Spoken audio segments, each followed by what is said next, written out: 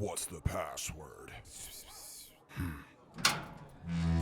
Welcome to the Game Master Speakeasy. Brought to you by the record button.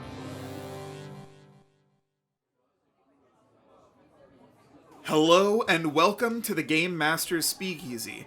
Whether you are a game master or a player or someone who even has just a fleeting interest in tabletop games, please come in, grab a seat, grab a drink. Today's bartender is Gorak the Barbarian.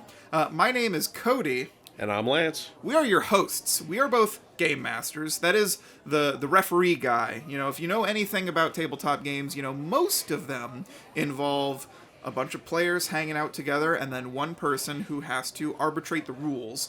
And both Lance and I are, in fact, game masters, and we are here to talk to you today about tabletop games. One of my most favorite things on the planet. What about you? Yeah, it's definitely my favorite thing to do.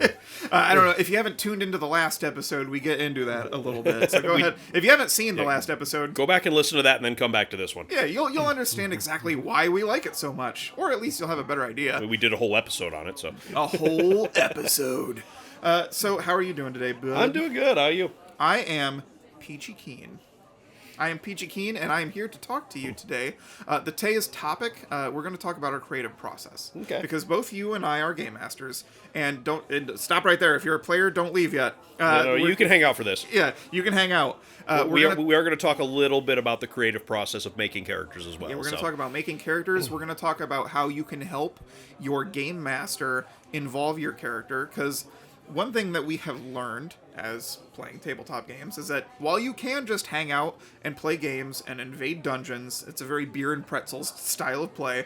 A lot of play these days, people are mimicking what they see online, and it's less about clearing rooms and more about telling a greater narrative arc, right? Yeah, and every good character should have a good character arc. Every good character should have most good characters should have an arc, but they should all at least have good motivations. That's very true. But to get started off, we're going to talk about a little bit of news. There's not a lot. I don't have a lot. I have a couple things. Right now, by the time this episode airs, it might not be relevant, but I still encourage you to go check it out, because who does not like a good top 10 list? N-World right now. The link will be down below in the description of the episode, where you can go to N-World, which is a forum for tabletop-related things, and you can take, there's a discussion right now where a person is taking nominations for the most anticipated game of 2022. Oh, nice. Yes, and it's a good way to learn about other systems. You know, like I got the last year's one pulled up, most anticipated games of 2021, which actually a game called Twilight 2000 was tied with Dune: Adventures in the Imperium, which I do have Dune. I'm a big fan of the Dune universe, but I'm a recent fan. Mm-hmm. So I have read the book. I've read the first novel. After I get caught up, I'm rereading Wheel of Time right now. Mm-hmm. But once I finish that, and basically the pattern I'm doing is every 2 books of Wheel of Time, I'm gonna reread or read something else just to break it up. I don't want to read 14 books in the same world in a row. Weird. I'm about 2/3 of the way through the audiobook for Dune. Oh, nice. So no spoilers. No. Yeah, no spoilers. But Dune is an amazing book, and ever since I read it, it became my favorite sci-fi novel. It is a really good sci-fi setting. It's not for everybody, but I would be incredibly interested in running Dune: Adventures in the Imperium, which we have talked a little bit about before. Yeah, previous episodes. Runs on the 2D20 system. It would be very heavy in intrigue and politics. So, you know, if your players are interested in that sort of thing, that's a good system to check out. But you can go follow that link. Even if you're late to the party, you can follow that link and check out what people are excited for. And then here's something that's news to me. There is a game right now. Chaosium, I believe, is in charge of it. Chaosium is the company that is, I believe, also responsible for Call of Cthulhu. That sounds right. Chaosium, they make Call of Cthulhu, but there's a game that has been around since 1985, I think, which is called I think it's just called Pendragon is the name of it. I was in short pants back then, man. Even I was young when that happened. 5 years before I was born is when this game first came out, and so Pendragon is on this list, I think, of games that are coming out in 2021, which is something that I didn't know. It's King Arthur Pendragon 6th edition. And this is a system I've only learned about recently, and it's exactly what you would think. It's about playing Arthurian knights. It's a game where, in D&D you can play a knight, you can play a paladin, but it's still like, here's your tenets, here's the rules for playing a paladin, go out, smite evil. Whereas in this game system, there's a lot more court and intrigue and actual, like, social stuff. So probably less magic. Not no magic, because, Merlin's probably a part of that whole I shindig. assume. It's Arthurian fantasy, right? So there's probably some magic, but you're probably not playing the wizard. I think it is about playing the knights. Okay. It's like you're playing a group of knights in this time period, and there was a thread on Reddit, which maybe we can go put that link in the description too, but where people were talking about the best pre-made adventures of all time, and someone talks about the Great Pendragon campaign as being one of them. Oh, okay. They also talk about The Evil Within, which is, I believe, a Warhammer Fantasy one. There's a couple for I think I saw Deadlands on the list too. There might be one for Deadlands. There were plenty for various game systems, but Pendragon, I don't know if it's one I'd actually want to run. I feel like that's something personally I'd be very interested in being a player in, is playing a knight and having to worry about excuse me, the code of chivalry. Yes, I'm sorry. We're laughing because we talked with our producer about how we burp in his ears. Poor guy. That's a thing. And we're apparently not the only ones in the record button that do that. Yes. I believe our peers in Why Did I Write This are also responsible for such behavior. Yes, for burping in our wonderful producer's ears. He's literally rolling his eyes at us right now. But yes, back to it. Pendragon, King Arthur's Pendragon is a system that's news to me. I've never heard of it before. And sometimes these things happen. Out of everyone we kind of, as far as role players go, our group of 6 or 7 regular players, I'm kind of like the only person that reaches out beyond what we're currently doing. Mm-hmm. Even you don't worry too much about other systems. It's not I largely rely on you to tell me what other systems are interesting enough that I should pay attention to, and then I usually look into them, and I'm almost universally impressed with whatever you give me. So yeah, you know a lot more about Shadowrun and Deadlands than me, obviously, because that's what you ran for years and years and years and years. But as far as paying attention to the RPG subreddit or various other forums like NWorld or RPGnews.com, I have a great interest in paying attention to what's happening, at least to a higher degree than our cell. And I think that this would be one of those games where if we gauged the right interest, I would be interested in running it. I'd be more interested in being a player. But after we wrap up our 1 through 20 campaign that's taking place in the Forgotten Realms, even though we're switching it to Pathfinder 2 mechanically, after I finish that campaign, I'd be interested maybe in running one of these so-called quote-unquote famous pre-made adventures. Okay. Because that's a weak link in my own toolbox of being a game master, is I am not experienced or good at running pre-written adventures. I've done a lot of pre-written adventures, and I've always found that even reading through the adventure front to back 2 or 3 times, I always end up missing some key detail while, like, in the moment of the game, and then have to improvise my way around whatever my screw-up was at the time. So I'm kind of reticent to push those adventures. I tend to, if I'm going to lean into them, I lean into, like, the big game-changing ones. Like, when it comes to Deadlands, I've run the Devil's Tower trilogy several times. But a lot of the other smaller adventures I've just stayed away from. Not because they're not great. They're phenomenally well written and they're cool stories. But because they're not setting changing, I feel like I'm going to just do a better job of running my own stuff than I am trying to run theirs. So rather than kind of bumble my way through those those books, it's just kind of like, well, if it's not going to change the overall the overall story arc of the setting, I might as well just keep running my own stuff. Which is fine. And we'll actually talk about later this episode how you can use adventure books in your homebrew. Yeah, absolutely. Because we're going to talk today about our creative processes. the way we do things. So let's see. What have we done? Have you done anything? We haven't had a lot going on, but have you done anything? Have you do any miniature related things? Any tabletop related prep or things? Actually, what I have been doing, at least as far as miniatures have gone, I have started drilling holes in my little mech miniatures and adding magnets to them. That's good. I'm excited. If you've been listening to our podcast, you know that we do play a bi-weekly, weekly-ish Lancer game, and Lancer being a mecha. Yeah. TTRPG. And I have this propensity, especially being... A proclivity, if yeah, you will. I tend to, like, when we do the research on the mission that we're doing, I will change my mech's entire loadout to accommodate that. I don't know if everybody else in our group is doing quite that to get there, but, like, for me... I think that this last session, it finally clicked for them that was a thing that you were not only encouraged to do, but are supposed to do. Yeah, and so when I go through... and probably more due to some level of OCD than anything else, I feel like I want my miniatures to always at least reasonably reflect what my mech looks like.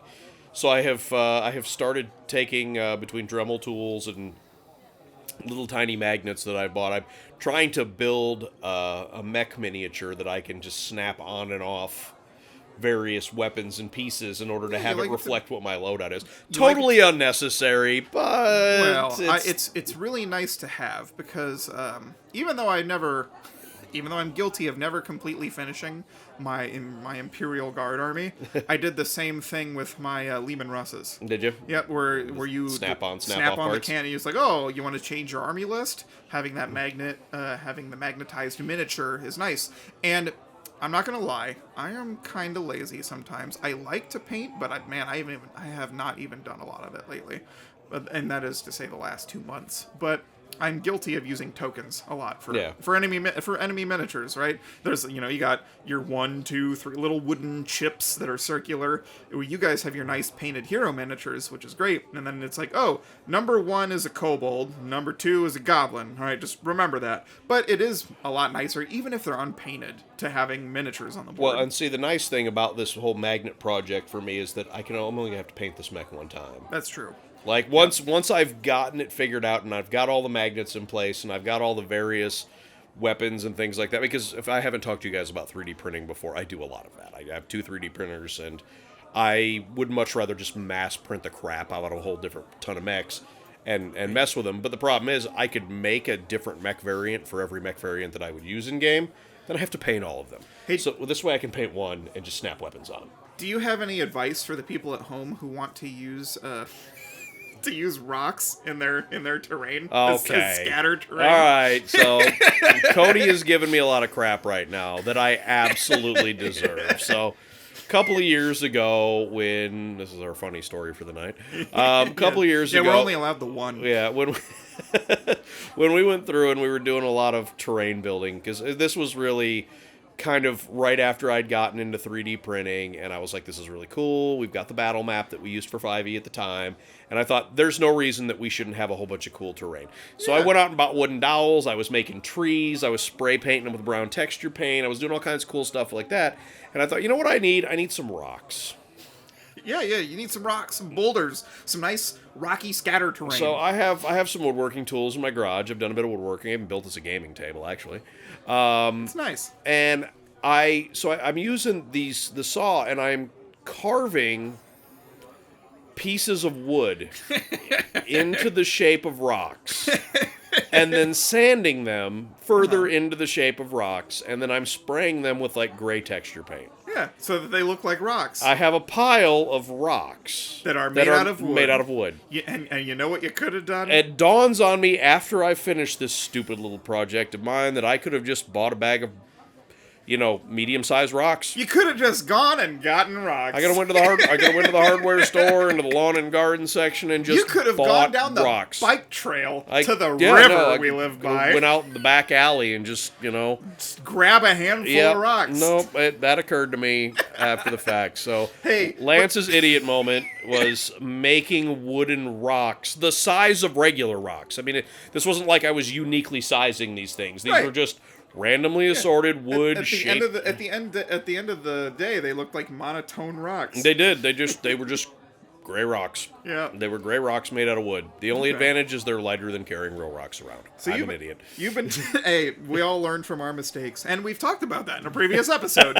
You go back and listen to that episode, our worst GM mistakes. Yep. So that's what you did. You did mini related stuff. I have been busy doing the legwork because if we're going, I kind of looked at it like this. We made it to 16th level in 5e. And then we took a break last November in 2020. It's been a year? It's been over a year now since we have played the Faerun Victor campaign. Victor being the big bad evil guy. He's an evil wizard. He's a dick. It's not not important. The point is it's our Forgotten Realms campaign, and we were playing it in 5th edition, and I just have a hard time wanting to run it again because I am currently enthralled with Pathfinder 2. And if you still love 5e, more power to you.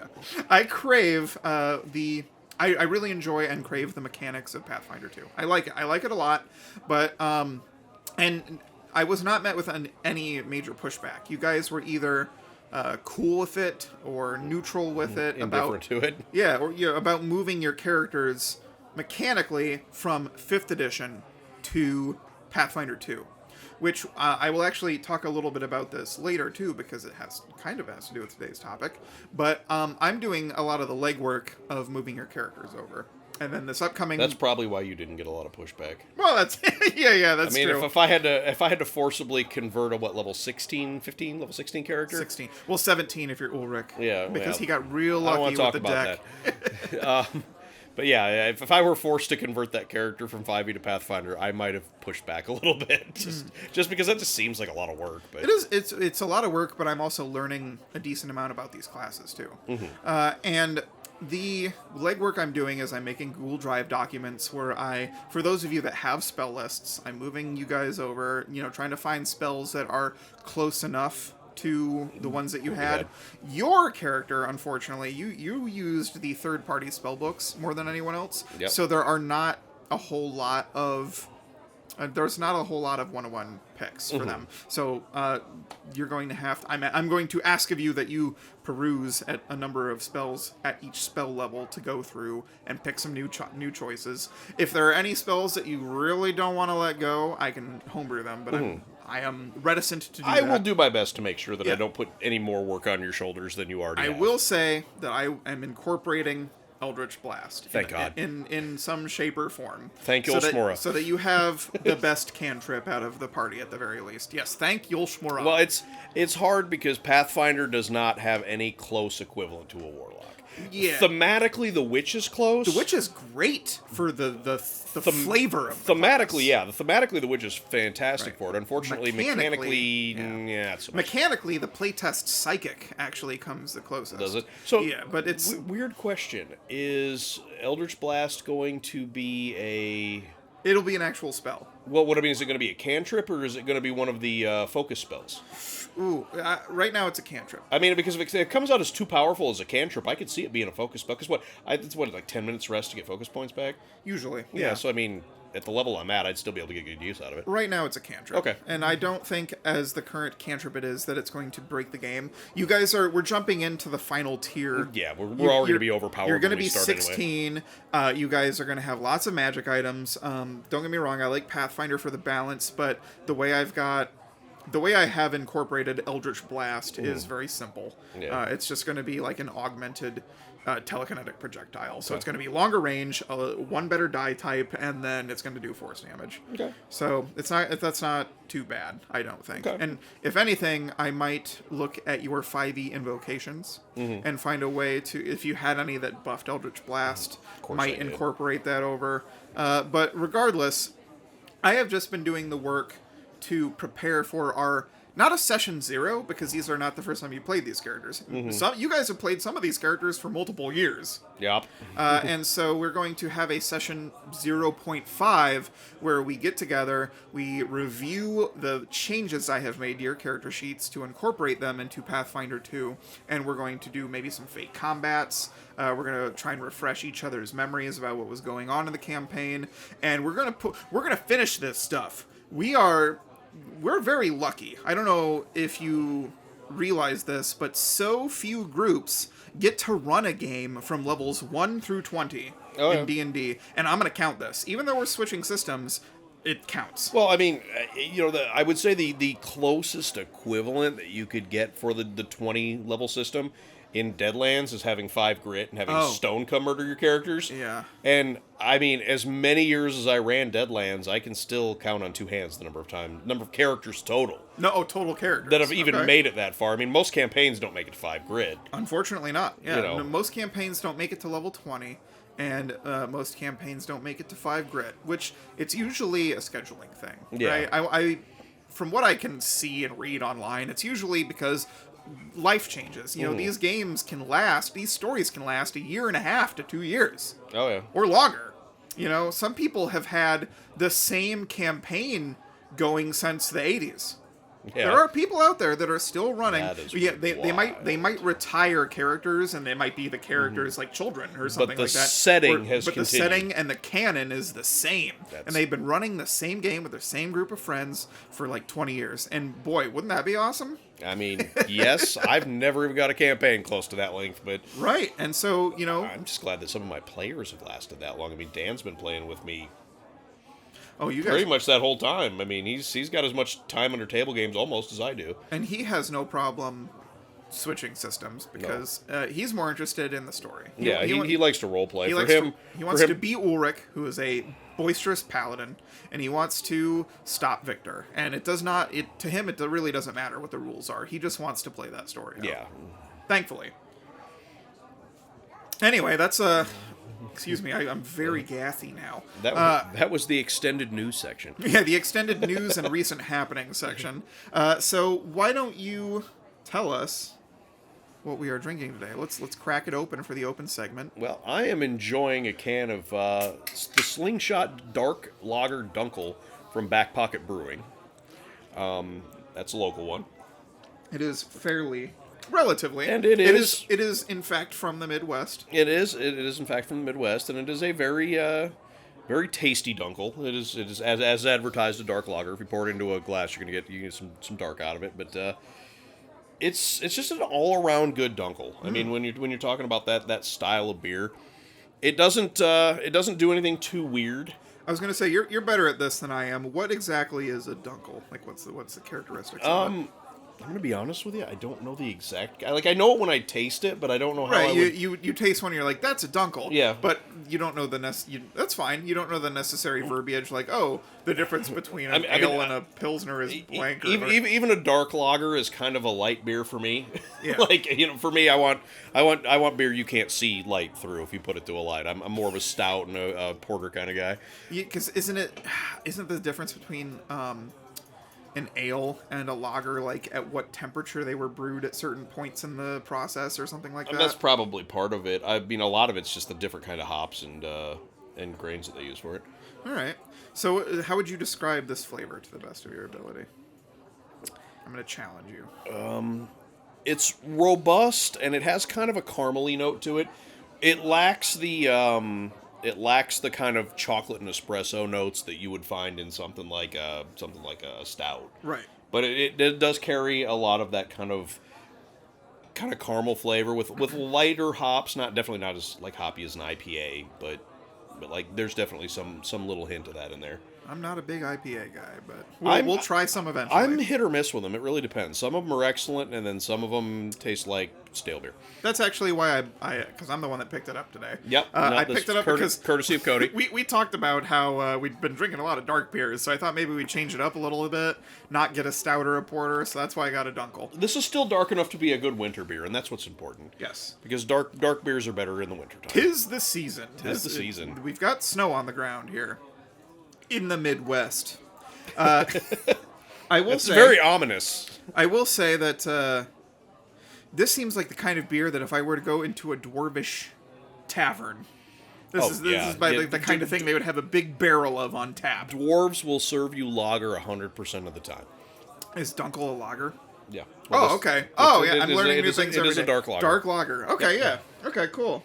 So yes, I feel like this is the kind of thing I would sing. Dwarven songs about Misty Mountains or something too. We'd reminisce about good old days and ancient ancestors together.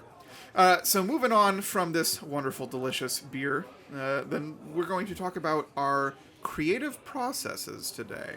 We're going to talk about how we approach mostly prep work, but we're also going to touch on how players can help or get involved in this same thing with their own characters. Well, given that my creative process is probably considerably more chaotic than yours, why don't you go first? Oh, okay. So I think I'm a mess. a couple years ago, I read a piece of advice. I think I might have mentioned it before, but I read a piece of advice in Stars Without Number by the author of that game system by the name of Kevin Crawford, who has a lot of good advice in those books. I can't push it enough. Both Stars Without Number and Worlds Without Number have a lot of good Game Master advice and tools, even if it's not for your current system. But he talks about, if I'm remembering correctly, that the prep work you do should either be, 1, for the next session you have coming up, or 2, enjoyable in the moment. So you should never find yourself going through prep work and not enjoying it and have it be irrelevant to what you're doing. You should never force yourself to hate prep. And don't get me wrong, as much as you like game mastering, sometimes it is a little bit of work. This is some advice I wish somebody had given me decades ago. I have an entire graveyard of half-finished campaigns because I would work so far in advance that my campaigns would collapse or fall apart, or my players would just take a different direction than the one that I'd intended. And, well, oh look, the last 5 sessions that I had prepped, well, we'll put them in this folder and hope we can reuse them later. I want to say, because we've talked about my first tabletop experience, which was playing with you guys in Deadlands Hell on Earth. I remember our good buddy Todd, who was working with us. Is this about the carnival? This is kind of about the carnival, yeah. That was I about remember, the first thing that came to mind when I was talking about scrapped great ideas. if I remember correctly, he had like 32 pages of prep work done for that fantasy campaign he was running. Well, no. Well, I'm talking about. I think he had this for Deadlands. Oh no, for his Hell on Earth. For Hell on Earth. Yeah, it was. I want to say for Hell on Earth, my first experience, he had like a 32-page packet of stuff. Like that's what you can fit. It like you talk about old D&D adventures. They're about 32, 30, 35 pages or something. That's a whole adventure. I don't think that campaign lasted long enough for 35 pages worth of work. We were in and out of the area in like 2 sessions. Yeah. It's so much, and man, I hope he had fun doing it, because he probably used 5% of it. I mean, with that amount of effort, he should be writing his own settings. Yeah, exactly. That's what you do when you're enjoying it and it's not for the next session. You work on the greater setting, because a lot of the time, so for example, I have started you guys in my homebrew world. In my homebrew world, I had to think about immediately what the area you're starting in and its surrounding area, or like I start on the micro scale and work my way out. That said, it's important, if you're building your own world, there's a couple things that I like to approach first. 1, does your world have gods? Because, like D&D and Pathfinder, there are a couple classes that usually have like access to divine spells and divine powers, and that usually comes from faith with a god. So 1, what are the gods like in your world? 2, what is the nature of magic? Once you have these 2 things figured out, then you only have to worry about the local area that the players are starting in. Yeah, so that's kind of what I focus on. Start with the big picture things that weave the world itself together, whether they be the faith in the gods, how active the gods are in mortal lives. And this is generally, this applies to fantasy games. If I was in a sci-fi game, it would be, how big is the scope? What does space travel look like? These type of things. And a lot of systems have that baked in for you, but you can flavor it your own way if you want to. For example, blink travel in Starfinder is about punching your way technically into a different dimension. But if you didn't like that, you could flavor it a different way. If you wanted to, yeah. But I like to start small. This is I think the way a lot of people approach it, is start with what you need to know first, and then move out from there. As you guys have, I make the mayor. I put a couple adventure hooks in there, especially if it's a sandbox. You need to know the surrounding area. If you're making what you might consider to be a quote-unquote pre-written adventure, but you are the one who's writing it, then you need to have at least the overarching idea of what you're doing. You also need to tell your players what the plan is. Do they want to play a pre-written kind of greater narrative arc, or do they just want to do sword and sorcery, pal around, explore the area, scope out dungeons, get the loot, and do whatever they feel like kind of game? In general, I apply those two rules. Am I enjoying it, or does it apply to the next session? And then if I'm starting a campaign, it's usually take a look at the fabric that weaves the world together and what I need to know in the immediate area. Now, see, for mine, most of my experience in tabletop gaming has been using pretty tightly put together pre-generated settings. Okay. Not the pre-generated adventures necessarily, but like, for example, if you're looking at Shadowrun, which we've talked at length about, my experience starting with Shadowrun. Shadowrun, there's source books that take you out of it, but most of Shadowrun takes place in Seattle. So it's a lot smaller sandbox to play in, but it's a very dense sandbox. There's a lot going on in Seattle that just happens to be, a fairly small area. So for my campaigns in Shadowrun, I kind of would do a basic outline of the things I wanted the characters to experience. Like what kind of magical threats or what kind of corporate threats. And then that would be the skeleton on which I would build the rest of the campaign on. That's very interesting. So you make sure that you have the themes of your campaign. Yeah. Like on your vision board. It's kind of because that is usually the source of my inspiration. So if there is like if I'm going through the Shadowrun books and I see this kind of specific conspiracy or this specific corporate experiment or this specific magical phenomenon or something like that, and I'm like, man, that would be a cool thing to play with. Then that is kind of my starting point on the vision board. I want the players to experience this. Right. Now, usually if you're starting a campaign, that's not where you want to open. Because usually the thing that gives you that inspiration, that spark, is probably something the players shouldn't be screwing with right away anyway. Right, it's not the session one kind of plot so device. You've got to lead into it. Now, Shadowrun, especially my old Shadowrun thing, it was a lot more like video gamey, where it was basically just a quest hub kind of deal. It was like, hey, I'm just going to keep throwing these kind of randomly assorted missions at them, and then every now and then I'll put one in that might tie into the greater plot, but they're not going to realize it until that whole thread is weaved back to where they were going. Right. With Deadlands, a lot of my planning for stuff like that was more location-based than anything else, because Deadlands takes place in the American West. There's source books for what's east of the Mississippi, but the vast majority of the game takes place in Civil War time, slightly post-Civil War time frame, in the American West. So a lot of my planning for that would typically go into what cool locations do I want them to go to. I actually got a sense of that. Yeah, playing in Deadlands. And so what I would do is I was like, okay, if this is the locations I want them to experience, now go to the source books and find out what's going on in these locations that I can make cool plot points out of. Because I always liked the Old West for kind of the frontier feel. And if you're not actually out exploring the frontier, then what's the point? So, take them to all the dusty little towns. Take them to the weird things going on in California. Take them into Arizona and have them find a circus that's really weird and then have the players go completely awry. That's a whole other story for another day. Take them to the weird things out in California. There is no war in Bossing. Yeah, exactly.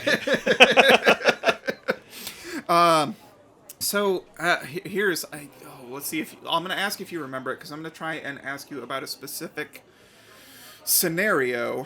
So we brought back my character, James, into the Deadlands campaign. Yes.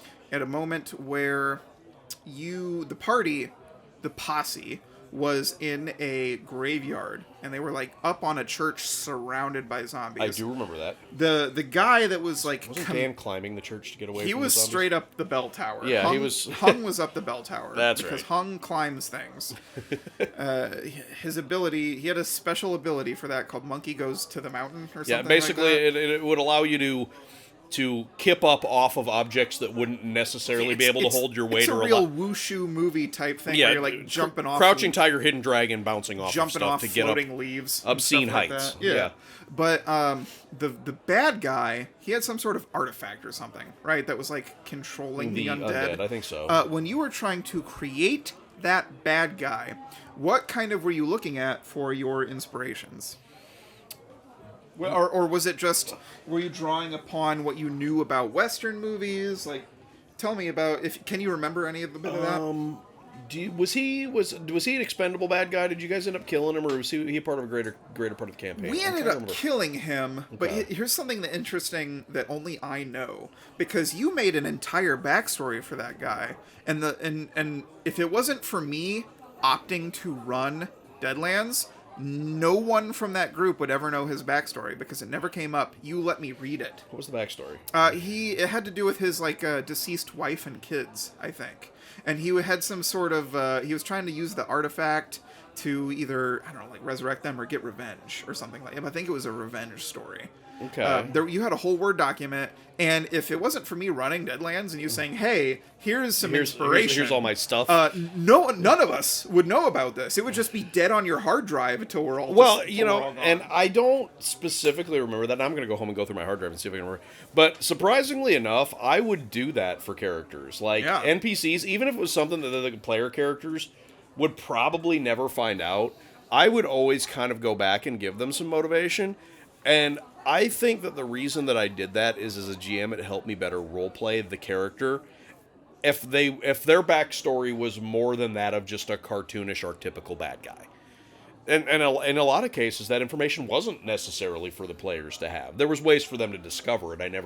I would never have intentionally locked them out of that information if they did whatever, like, logical steps would have been required to do that. But yeah, I mean, that's actually a lot. And I would imagine, and you have been drip feeding us that with Victor, but I'm going to imagine that there's parts of Victor's backstory we'll never hear before the end of the game. Possibly, that you built so that you knew who Victor was, so that when Victor had to make decisions based on what we were doing, that he was making decisions that made sense within the confines of his background. A lot of it, you're right. You're absolutely right. But the difference between you and me is I keep a lot of it just up here in my noggin. I don't do a lot of writing it down unless I absolutely have to.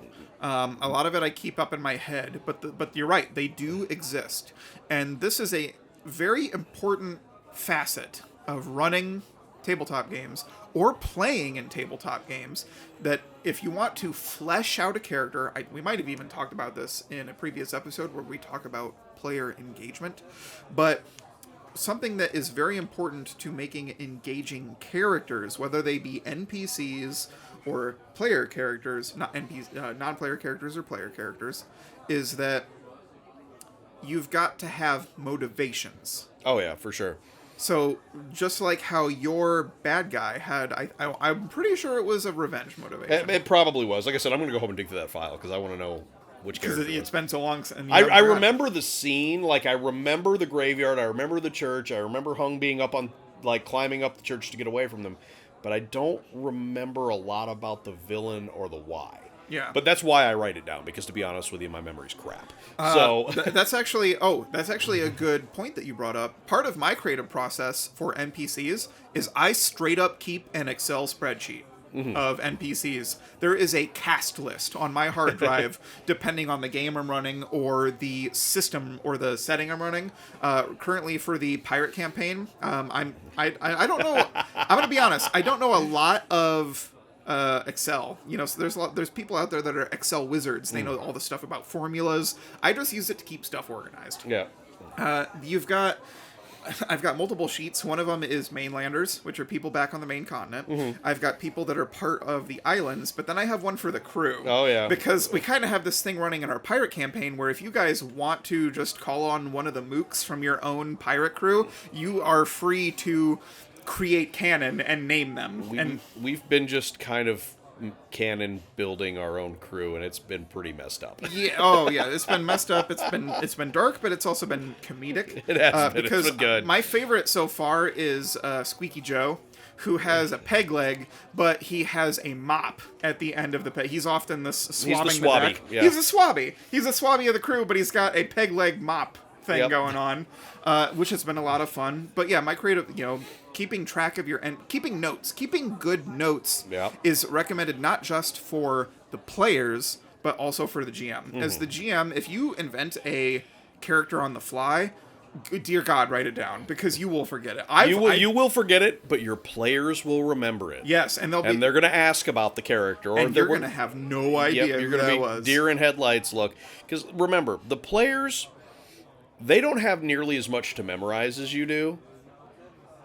They only have to worry about one character. They have to worry about one character. So for them committing a little bit of hard drive space in their head to some of the ancillary, what you would have considered as a GM to be irrelevant NPCs, is easy, because you also have 40 other NPCs to jam into your head. If you don't write some of this stuff down, your players are going to come back to a town they visited, and hey, I want to go see the bartender, what's his name? And you're going to be like, who? Yeah, exactly. Write it down. Here's another thing. Talking about, as you say, players have to focus on their one character. Having your players, this is something you did, where you would have players write a backstory before the campaign started, and then based on the quality of the backstory, you would award more character creation points. That is correct. Deadlands. In Deadlands, when you are making your character, you have a certain number of character creation points to spend. And those can be used for edges or extra attributes or a number of other things, skills, things like that. And so what I would do is I would award, like after character creation, you get bounty points to spend on stuff. So I would typically award either character creation points or bounty points if somebody gave me a good story.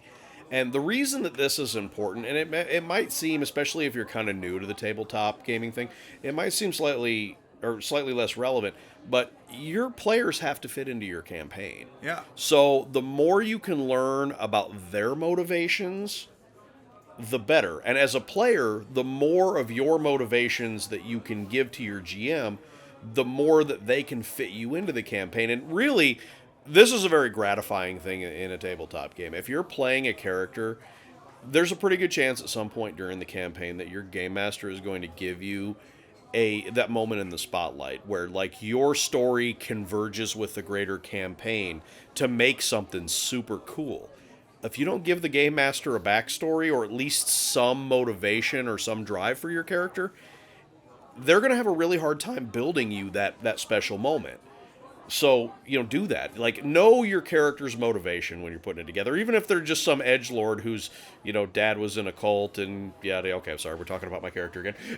Most importantly, tell your game master. You might have invented this neat backstory, but you need to tell your game master what your intent is, what the hooks are. There's a lot of times where we might be running a session and a player starts asking about a rule, and I, as the game master, have no idea what their intent is. It's like, oh, how does this work? And I don't understand why they're asking. Mm-hmm. If you just tell me what you want to attempt to accomplish, I have a better understanding of how to run the game. Mm-hmm. Tell me that your character is like, oh, how does grabbing and sliding down a banner Prince of Persia style work?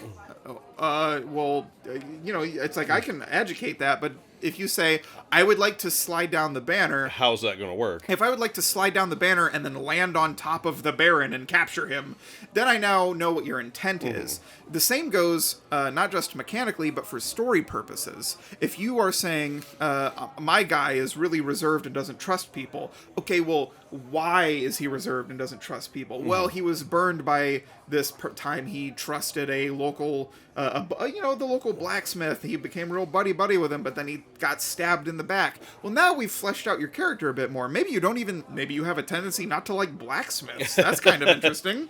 And now you want revenge. It's like, oh, I want to kill this guy. Why do you want to kill this guy? What is the reason for wanting to kill this guy? A game master can do a better job mastering the game if the game master understands why your characters are doing what they are trying to do. And I also want to say, for anyone that is looking for inspiration, don't be afraid to rip stuff off. Yeah. Like, I'm just talking about pop culture and other various things, right? Like, thinking about Deadlands, it's hard not to run a Deadlands game and think about, like, classic spaghetti westerns. Oh, yeah. Right? I mean, every character could be as cool as Clint Eastwood if you really want to make that happen. Absolutely. And so, what you should do, because if you start a party and your characters are 4 halflings, an old wizard, a human ranger, an elf, and a dwarf, and then I don't know, was it 1 or 2? If there's 9 of them running around together, and they've got this ring, that's a little on the nose. Sounds like a really good party makeup. Yes, oh yes. Somebody should make a movie about Real that. balanced, yeah, good 10 out of 10. A trilogy movie about A whole 3 movies, 1 really long book broken up into 3 volumes by the publisher. We should do that. Anyway. That's a little on the nose, but look for other inspirations. I've got the 5e Player's Handbook in front of me, and a lot of people. This is something I don't hear a lot of people talk about. I don't know if you even knew this. Did you know that in Appendix E of the book they have a list of inspirational reading? Oh, that's awesome. Yeah, so they have they have a whole bunch of like fantasy novels that they recommend people read as inspiration. I recommended to you Glenn Cook's The Black Company. Mm-hmm. It's right there. The Black Company recommended. It is on my Audible wish list. Yeah, right The Eye of the World by Wheel of Time. There's an Amazon series airing right now. You've got all sorts of things. Feel free as the game master or the player to borrow from pop culture and really lean into it. Put your own spin on it if you want, but you don't have to be completely original. Try to find inspiration in cool things that you enjoy. I would recommend not trying to photocopy an existing character, right? But you can take inspiration from these. I mean, listen, we're far enough into human history that there's no such thing as an original idea anymore. It really is. Don't feel bad pulling inspiration from other things, because I'll tell you what, I would like to shake the hand of anybody that's come up with an original idea in the last 50 years, because it's really hard to do. All human ideas are based on what we already have in our brains, right? If we weren't doing things like that, every scientist would have to start all over, right? Imagine being a scientist, but you had to come up with the theory of relativity and the law of physics on your own before you were allowed to study black holes. Or if everybody at NASA had to go back and do all the math before they learned how to build rockets, we'd have never gotten anywhere. That's one of the beautiful things about being a human, is that we can stand on the shoulders of giants, the people that came before us. We've got Gary, we're playing these games because Gary Gygax made the game already. We don't have to come in and invent Dungeons and Dragons. We can just play Dungeons and Dragons. Exactly. And so we've got the experiences to lean on. That's why this is one of the best times to be a tabletop role-playing games player, because of the internet. You have all these resources. You can go and see what other people have to share online. Feel free to use inspiration. Borrow ideas And make them your own. Especially if you're the game master, if you can borrow ideas that you didn't have to come with on your own, and none of your players know you did it, you're going to look like a genius. And that's okay, because if you try to stress about originality, you're going to start ripping your hair out. So take it from a guy who pulls his hair out from stress. So does this mean you're going to start watching Critical Role? Oh, God. I know. I'm kind of hypocritical in that regard, isn't it? Aren't I? You know what? I'll be honest. The first season of Critical Role, it was that worry. The second season, I just fell off the wagon, and then it's a lot to watch. It's like 3 to 4 hours a week to watch it. It is great, but it is long. Yeah, exactly. Season 3 just started a couple weeks ago. Maybe I'll try and give it a try.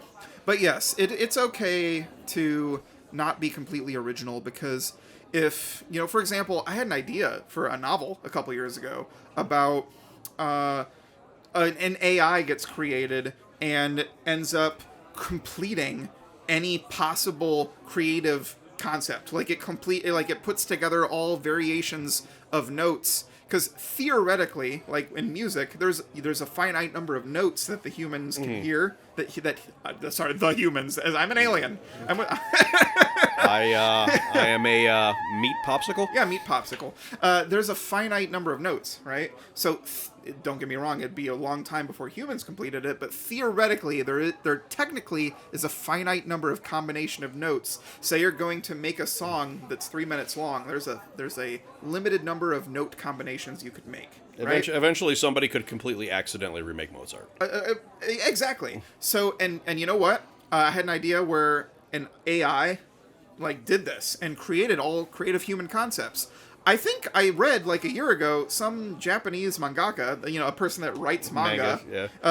Someone did that. There's now a manga out there, I think, that uses this idea. Somebody beat me to this idea. In the same vein, I once thought it would be cool a long time ago that if a fantasy world had really weird weather. Well, have you read The Way of Kings by Brandon Sanderson? No. It's got really weird weather. Does it? Yep, and he's a fantastic author. He's the guy that finished Wheel of Time after Robert Jordan passed away. But my point is that don't sweat the need to be original, but do make an effort to make it your own. Mm-hmm. If your players aren't going to worry that they rescued a princess from a dragon, but you know what? Maybe the princess was the villain. You know, maybe. Oh man! Right? Yeah, maybe the princess deserved to be in that tower. Maybe she actually enslaved the dragon. Maybe maybe the dragon's stuck there magically. Just know that it's okay to borrow things, and it's actually encouraged in tabletop games, especially. Absolutely. If you're writing a fantasy novel, don't name your character Frodo Baggins. But if you're playing a tabletop game, maybe you guys need to go destroy a ring in a volcano, and that's okay. Anyway, that's last call. If you have ever borrowed something from an existing piece of pop culture and used it to great effect in your games, why don't you leave us a comment in the comments below if you have the ability. You can email us at gmspeakeasyofficial@gmail.com. We are part of the Record Button group. You can check out their other things. The Why Did I Write This podcast? There is a very wonderful and fun Fallout themed drama podcast that is currently finished. I've got on. Didn't you do some work on that one? I too? did. I got to voice a super mutant. Well, technically a Nightkin, if you know what that is. That was a lot of fun. But the Record Button group can be found on TikTok, Facebook, Instagram, Twitter. Reach out to us. Let us know what you think. If you think you want to let us know about, if you have ideas about what you want us to talk about, please email us. I want to hear it. I know Lance wants to hear it. Absolutely. If you think my voice is annoying, you can tell me. I can take it. I've got broad shoulders. We're not going to get rid of them though. Unfortunately, I'm still here. There's plenty of other tabletop podcasts to listen to, but we welcome want you to listen to ours. Well, yeah, but if you got enough time in the day, listen to all of them. Tabletop games are wonderful. Anyway, I digress. This has been the Game Master Speakeasy. We hope you've enjoyed your time here, and please get home safe.